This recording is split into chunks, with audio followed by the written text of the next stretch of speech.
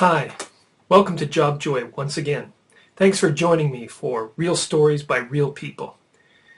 This regular podcast features stories by my clients who write about times in their life when they're doing what they enjoy most and seem to be doing it well.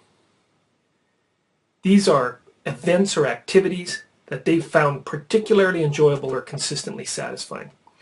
Here's a sample story. My natural research skills have saved me a good deal of work and aggravation. For example, I came across an anti-hangover supplement being manufactured in the US. This was a new product category, so I felt there could be a business opportunity there. Not only did I have to research the Canadian market opportunity, I had to analyze the new natural health product regulations to determine whether this product could be imported and distributed in Canada. I later discovered that my investigative abilities and the investigative process that I used, that there was a U.S. company that was not a manufacturer, but merely a distributor for the product. They had lied to me, assuring me that they were the manufacturers, but this turned out not to be the case.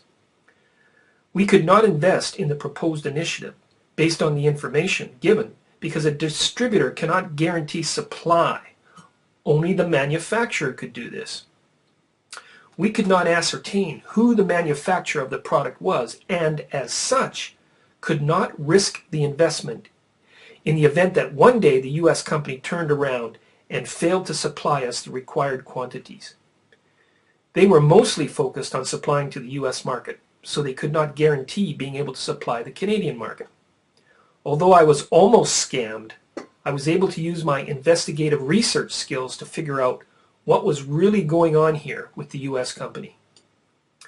The intense market research process I undertook was very interesting, as I really like processing and analyzing info, and weighing pros and cons before deciding in the face of risk and uncertainties.